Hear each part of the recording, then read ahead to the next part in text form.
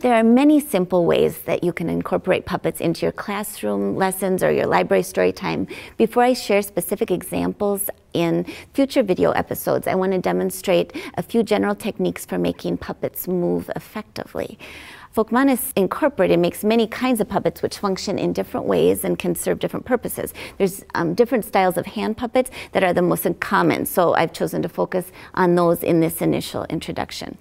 When you're presenting with a puppet, go ahead and just say it's a puppet. If you don't, very young children in particular in the audience will probably interrupt you repeatedly to ask if the character is real, since they're developmentally working on what is real and what is pretend in their day-to-day world. If you just introduce the puppet as a puppet, it won't make it any less real or less magical for your audience. At the same time, embrace and really believe in your puppet, since while you're manipulating it, if you treat it lovingly and realistically, it'll be much more enjoyable for the audience as well as for you. Watch the puppet while you're animating it, whether you're hidden from or visible to the audience. If you're visible and the audience can see you, if they see you watching the puppet, they will then watch the puppet. The audience is going to look where you are looking. You might glance out at the audience from time to time to kind of gauge their response and include them in the conversation, but avoid competing directly with your puppet unless you've orchestrated some kind of comical, puppet versus puppeteer competition. Watching the puppet while animating it is also going to enable you to monitor the puppet's movements and believability. One of the most common types of hand puppet is structured so that you move its entire head as a unit, and you can also move its two arms or paws. Its mouth does not open and close. Your hand goes up into the puppet like this with your three middle fingers. This is how it is in the rabbit, the three middle fingers together and the thumb and the little finger in each of the paws. If the puppet's neck opening is really tight, you might have just two fingers up in there and this one folded down and your other fingers in the paws or hands. What you'll be able to do is make the puppet, you can make it tilt its head, you can make it rub its eyes, you can make it scratch its neck. Many of these different motions can be made internally. You can manipulate internally for the puppet. Some puppets might have like a tail or something that you want to manipulate, and that would have to be, maybe done externally, but that's fine. Back to the bunny.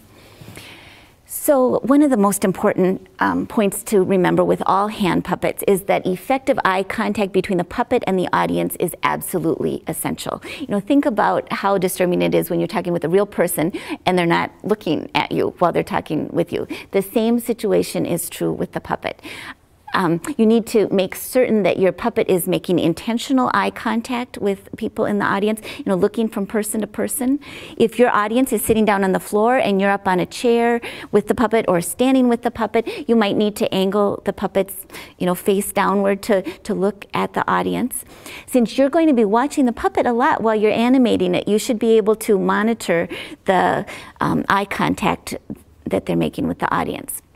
The other most common type of hand puppet is a puppet with an articulated or movable mouth, such as Babette here. Babette, go ahead and show them your mouth. See, her mouth opens and closes. Again, it takes practice to become skilled and really comfortable manipulating the puppet, but practice really pays off enormously, both in terms of enjoyability and believability. A common mistake that people make when manipulating puppets' mouths is for the puppeteer to just open and close the mouth so that the puppet is kind of eating its words rather than speaking them. So Babette will demonstrate this for you. Hello, my name is Babette. See how she's biting on those words? Think about what happens when you speak. You essentially open your mouth to let a word or syllable out, and then you close your mouth after the word gets out, open it again for the next one. The puppet should likewise open its mouth to release the word or syllable and close it, open it for the next one, and so on. So Babette, please demonstrate.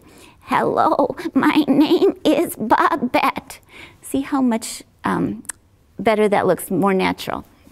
I'm going to actually switch over to these Peepers puppets now that are little eyeballs. They're created by the puppeteer and inventor Hobie Ford, and they're available at peeperspuppet.com so that you can see my hand more clearly while I'm demonstrating this technique. You keep your wrist and your hand inside the puppet really flexible and loose. Your hand moves very slightly forward. I'm turning it sideways just so you can see that. You know, you'd have your puppet watching the audience. Then your hand returns to its original position. The motion is almost like you're lightly flicking water off the ends of your fingertips.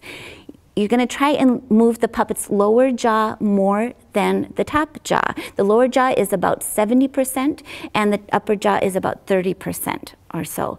It's probably going to feel unnatural at first when you start doing that, but again, it will help your puppet maintain eye contact with the audience to move it in that way. If you're moving the top jaw too much, you know, the puppet's head is essentially going to be rearing back up and again like that.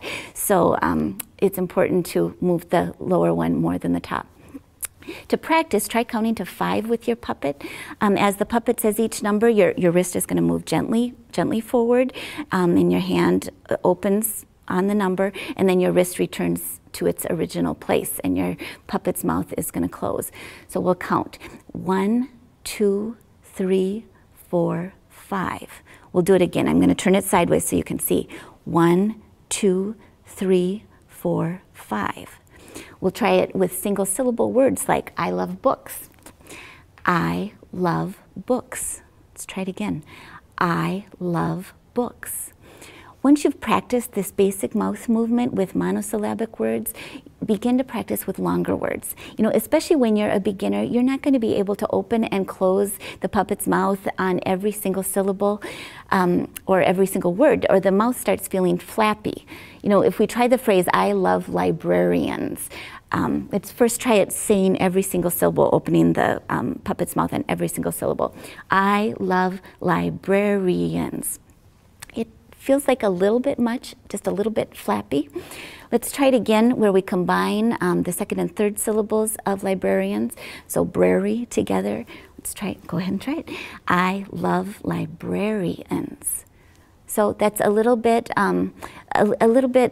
more controlled. Learning how and when to combine syllables like that takes practice. A great way to do it is to lip sync with your bare hand to television commercials or songs, other people's conversations. Finally, a puppet's availability to speak provides you with a really good opportunity to give him or her a character voice. It can help define that puppet's personality. It can help maintain the audience's interest. If you do give the puppet a particular voice, however, you really need to be able to maintain it. It's so confusing for an audience to watch and listen to a puppet that has 2 completely different voices. Go ahead and demonstrate. Hello, my name is Babette. I'm a sheep. I mean, isn't that strange? Puppets often seem to take on a life of their own. A good puppeteer just tries to help the puppet come to life for the audience. Remember that the audience will really love it if you embrace your characters and present them with abandon, because it's not about you, the puppeteer, it is about your audience. Stay tuned for further installments. We'll be back.